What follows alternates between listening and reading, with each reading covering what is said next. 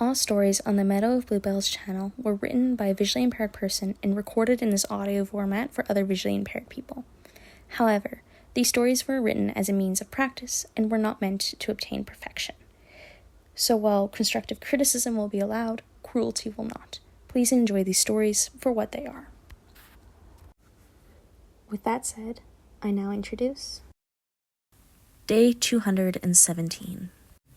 Genre: Contemporary Fantasy. Summary: a spirit comes to collect the soul of a dying girl. Trigger warnings: discussions of death. Day 217 was the start of the end. They could see it. The child was as she had been for weeks, still, quiet, unaware. Yet the room had changed. The air was heavier, the light was dimmer. They knew the markers of death had been summoned by them thousands of times throughout millennia. This, however, was different. The soul before them had clung on for months, teetering on the edge as her body fought to sustain itself. The spirit had been called to her side day after day, waiting for the moment when her earthly form would falter. Each time that they appeared, they had prepared to gather the soul, circling over her form in a stream of incorporeal light, and each evening they left the child lying there to face another night of sputtering breath and shaking limbs. That, though, was about to end. They could sense it, taste it. Death was near. They floated closer, looking at the child. She was pale, her cheeks having long since lost the red flush that the spirit had seen the first time they had materialized in the room. She had seemed so small even then, but now, with her bones sticking out and her cheeks sunken in, she was dwarfed by the blanket surrounding her. The spectre leaned in, listening to the shallow breaths drowning in the girl's fluid-filled lungs. The night had clearly been a struggle, the scent of dried sweat lingering around the girl's head. When they had first come, the child had been able to talk. Her voice had been weak and her sentences fragmented, but she didn't seem to mind. She would speak as often as she could, whether anyone was in the room to hear her or not. She would talk about anything and everything, what she had eaten that day for lunch, the newest book she'd read, and sometimes, when no one was there to overhear, she would mutter to herself about how deeply she wished to see the stars again. Her voice had been little more than a whisper when she spoke of the twinkling lights, but her eyes would sparkle, her entire being filled with a taste that the phantom couldn't name. They always paid rapt attention then, fascinated by a human's interpretation of the heavens they called home. The door creaked open, the sound of the wood's cry echoing throughout the quiet room. It had seen a great deal of use during their tenure here. An older female, the spectre, had become familiar with scurrying in and out of it multiple times a day. She was haggard, her eyes stained gray as she brought the child water, blankets, food, or simply a shoulder to lean on. She had smiled while the child was awake, despite the taste of trees quivering in harsh winds that constantly permeated the air. The hunched woman would sit, gently running her fingers through the little girl's hair as she told tall tales to entertain her. However, once the child no longer woke, the woman did not speak. Her heavy steps and soft sniffles were the only sounds she ever made now. The spirit drew into itself as the woman walked closer, scurrying to the end of the bed and curling around the wooden frame as it watched her gently sit the child up. The little girl didn't seem to register the movement, her head lolling to her chest as her mother exchanged her old pillow for a new one. A soft scent coiled through the room, something earthly and fresh that always accompanied the new bedding. The only indication that the small child was even still alive was the slight increase in her breathing, her body struggling all the more to suck in air. Her soul shivered in her chest as she was lowered back to the pillow, her hands laying limply at her side.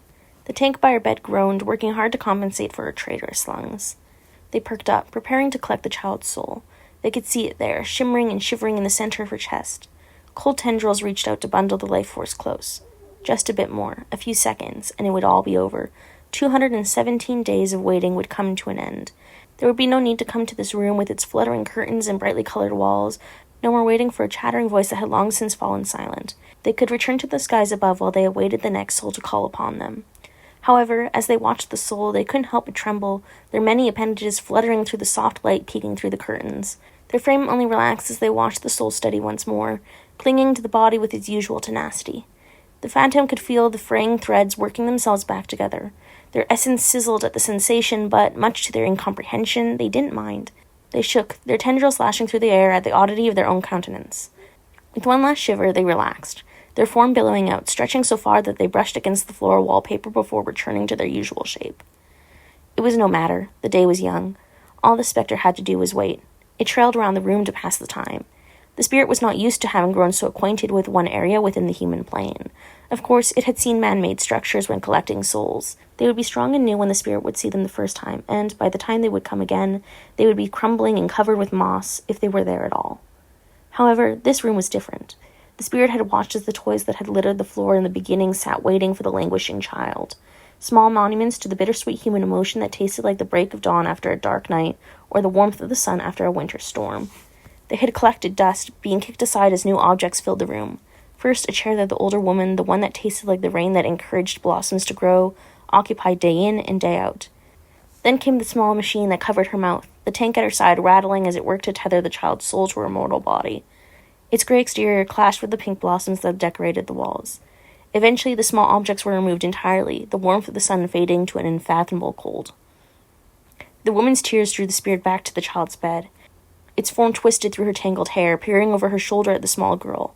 The taste of a blizzard was growing, clinging to the mother's rumpled clothes. The phantom peered down, watching the bedding darken with the woman's tears. They had long since determined that humanity was odd in how it chose what souls to protect and what souls to destroy.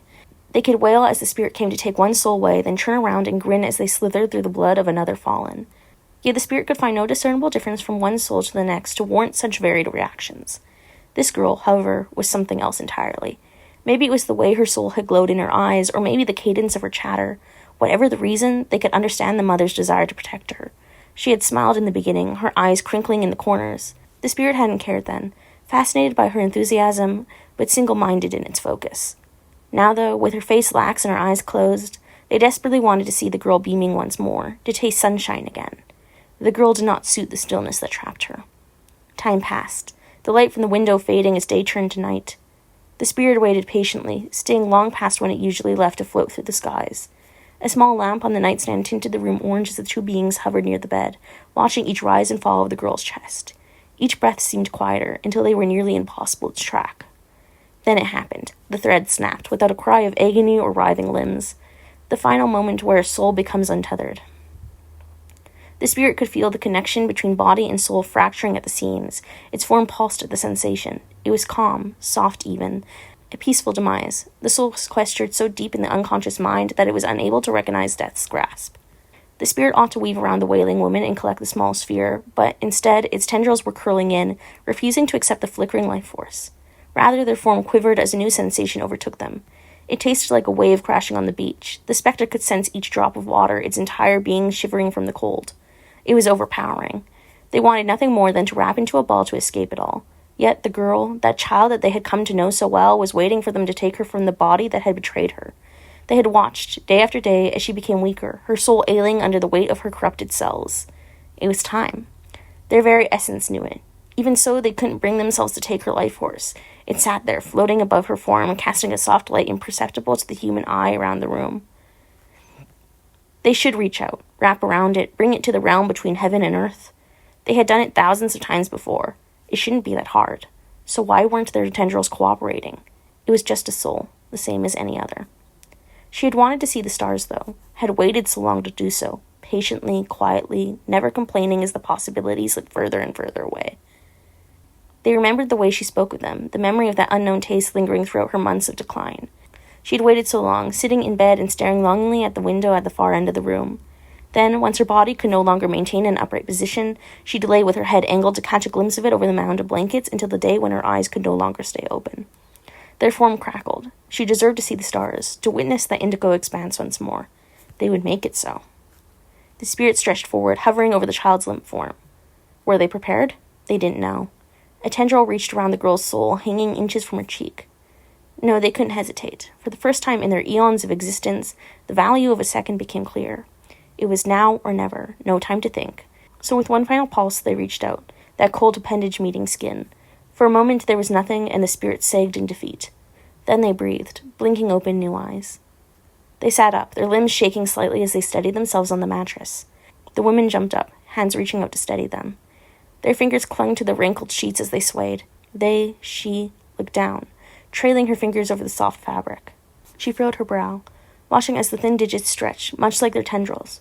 Slowly she turned, studying the room with human eyes, and pulled the oxygen mask off her face, watching as the fine mist of her breath faded from the plastic. She blinked, inhaling and exhaling air more easily than she had since long before she had been confined to her bed. The pain was gone, that constant ache relegated to memory. She hopped up, a giggle on her lips as she raced across the room. Together they stared out the window, looking up at the glittering stars. Their eyes widened as small fingers splayed against the cool glass. Then it came again, that indescribable taste. It settled in their chest, twirling through the soul the spirit now called home. It whispered to them, its name settling on their tongue. Ah, yes, that was it. Joy. Indescribable joy. The end. Written by MeadowofBluebells. If you have any prompts you would like to suggest, let me know in the comments below. I'd be happy for any practice I can get. Have a good rest of your day.